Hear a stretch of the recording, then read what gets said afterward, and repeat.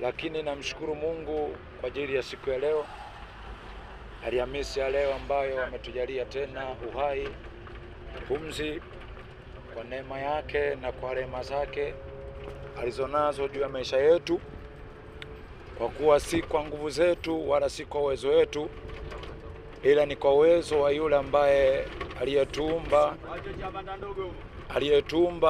aliye sababu ya sisi kwa hivi.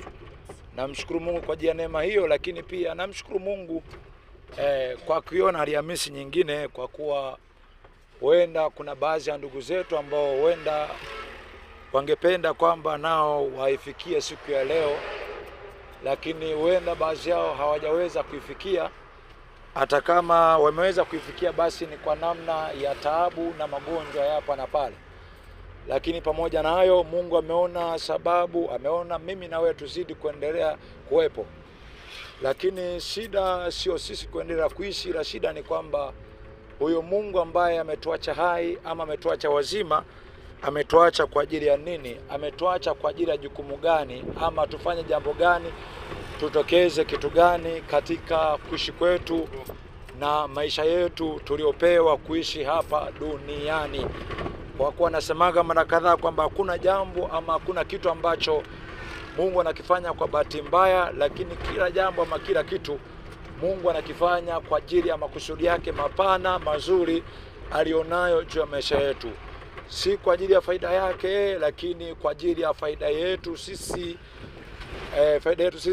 kwa leo na kesho na kwa siku ambazo zinakuja. Kwa kuwa yeye mwenyewe amesema mahali fulani kwamba mimi ni Bwana Mungu wako nikufundishaye ili upate faida, nikuongozaye kwenye njia kupasayo kuiendea. Na maeneo fulani anasema kwamba maana mawazo yangu yapo juu sana kuliko mawazo yenu. Na anasema kwamba mawazo alionayo juu ya maisha yetu, anasema ni mawazo ya kutupa tumaini katika siku zetu za mwisho, katika wakati ambao bado hatujaweza kuishi ama kufikia bado. Lakini kama nilivyosema mwanzo kwamba kuna kitu ambacho Mungu anakifanya kwa bahati mbaya. Kama ni uzima ambao Mungu ametupa, kama ni uhai ambao Mungu ametupa, basi kuna jambo ama kuna kitu, kuna aina ya maisha ambayo Mungu alitaka tuwe nayo.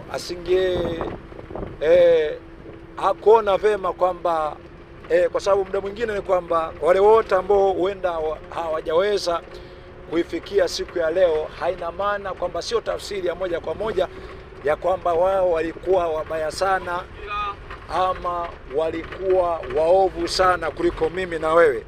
Lakini pamoja na hayo, Mungu ameona atuache hai ili angalau tufikirie ama tuwaze kwamba huyu Mungu kwa nini ametuacha hivi tulivyo? Kwa nini bado ametupa nafasi nyingine tena?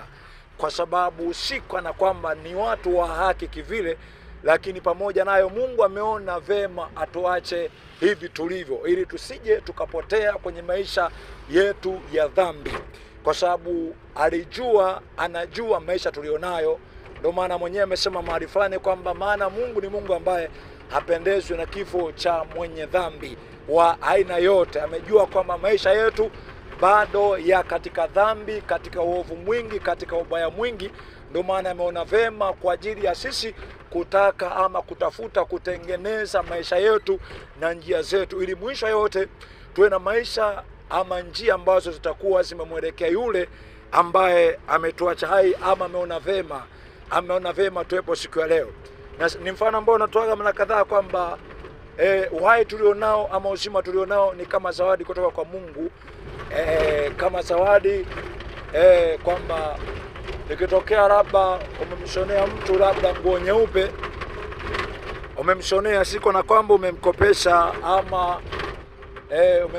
ama umemwazimisha, lakini ukamwona ni kama ile nguo nyeupe iliyomshonea kwamba pendeze, aonekane vizuri, ukamwona ile nguo nyeupe ni kama anabebea mkaa ama nakatia mkaa kwa namna moja ama nyingine, ni kwamba utakapomwona yule mtu kwa kile ambacho atakuwa amekifanya, utavunjika moyo juu ya kuendelea yule mtu kumtendea tena na tena jambo lingine. Kwa nini utakuwa umevunjika moyo? Kwa sababu ya matumizi mabaya juu ya kile ambacho umempa ama umempatia. Hamasi itakuwa sio kubwa sana, lakini kuna namna fulani utavunjika moyo. Ni kwamba vivyo hivyo hata sisi wenyewe ni kwamba ndivyo ambavyo tuko kwa Mungu. Ni kwamba ni kweli tunaishi, lakini tunaona kwamba uhai ama uzima nilionao ni kitu tu cha kawaida kabisa. Hata kama Mungu ni kweli anaweza kaa anahusika ama amehusika, amehusika sawa, lakini hatukichukulii katika uzito ambao tulitakiwa kuuchukulia.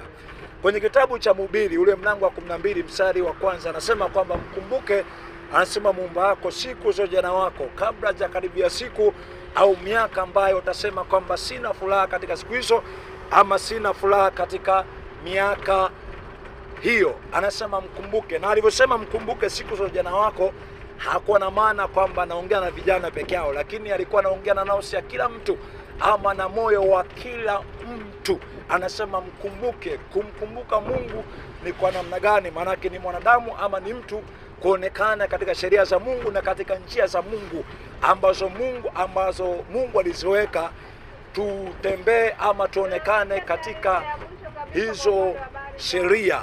Hizo sheria kuziweka kwa ajili ili atukomoe, lakini aliziweka kwamba katika kila jambo jema ambalo tunakuwa tunalitenda ama tunalifanya, tusipate hasara kwa namna yote ile. Ni kwamba yote ninachojua ni kwamba Biblia ama maandiko matakatifu kuanzia Ufunuo mpaka kuanzia Agano Mwanzo mpaka Ufunuo ni karibu na neno moja ya kwamba mwanadamu aache mabaya na afanye yaliyo mema. Na Yesu mwenyewe anasema mahali fulani kwamba bila mimi ninyi hamwezi neno lolote, ya kwamba wanadamu bila Mungu, bila msaada wa Mungu, sisi hatuwezi lolote. Ujana wako, ubaba wako, utu wako peke yako wewe mwenyewe hauwezi.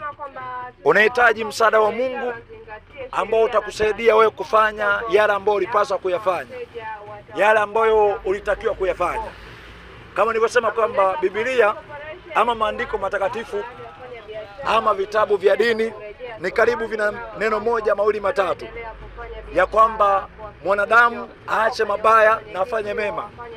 Lakini Yesu aliweka kigogo mahali fulani kwamba bila mimi ninyi hamwezi. Manake sisi bila Mungu, bila msaada wa Mungu hatuwezi jambo lote. Hatuwezi tukafanya vizuri kwa kiwango ambacho Mungu alitaka tufanye, kwa kiwango ambacho Mungu alitaka tuwajibike. Ndio maana wengi huenda kuna mambo mengi ambayo tunakosea ama tunafanya vibaya, tunasika na kwamba maeneo yote tunakuwa tunapenda tufanye vibaya ama tukosee. Lakini kwa kuwa kwamba kwenye maisha yetu ni kwamba tukisha kosa msaada wa Mungu lazima tutafanya makosa, iwe kwa kutaka ama kwa kutotaka. Kwamba wengi huenda tunafanya vitu mbalimbali, huenda tunafanya vitu vichafu vya hapa na pale. Kama ni vijana, huenda tunafanya umaraya, tunazini, tunajichua, tunavuta mibangi, tunakunya mipombe na mitakataka ya hapa na pale. Sika na kwamba vitu vile kwamba tunakuwa tunavipenda sana, kwamba kama ni sigara, kama ni bangi, kwamba inakuwa inanoga sana. Ni kwamba yenyewe inakuwa inogi, lakini kwa sababu tumesha kosa kipoza joto ambacho ni neno la Mungu ambalo liwezalo kutuliza moyo wa mtu ama wa mwanadamu, ndio maana tunaishia kufanya vitu kama hivyo. Kwamba mioyo yetu bado kuna kitu ambacho inakuwa inakihitaji, na kwa kuwa tunakuwa tumekosa njia moja kwa moja, tunaishia kukosea ama kufanya makosa hapa na pale. Kwamba angalau nizimue kidogo, ninye pombe, huenda labda kichwa kitakaa sawa, huenda ufahamu utakaa sawa, ama nitasahau mawazo sijui, ama nivute mibangi, nifanye vitu vya hapa na pale. Kama nilivyosema kwamba Yesu anasema bila yeye ama sisi bila msaada wa Mungu sisi hatuwezi jambo lolote. Hatuwezi. Ni kweli tunaweza tukafanya vizuri, lakini hatuwezi tukafanya vizuri kwa kiwango ambacho tulitakiwa kufanya, kwa kiwango ambacho Mungu alitaka ama alikusudia tufanye ama tuwe hivyo. Ni kama watu wa Mungu, naongea maneno haya si kwamba niwe kero kwenu, lakini ni katika namna za kushauriana kwamba ni vema tujue kwamba tupo duniani na maisha yetu tunayoishi bado maisha yetu ambayo tunaishi bado yapo kwenye mizani ya Mungu mwenyewe. Hatujui kesho yetu, hatujui wakati ujao ama siku zijazo tutakuwa na hali gani, tutakuwa na kipindi gani.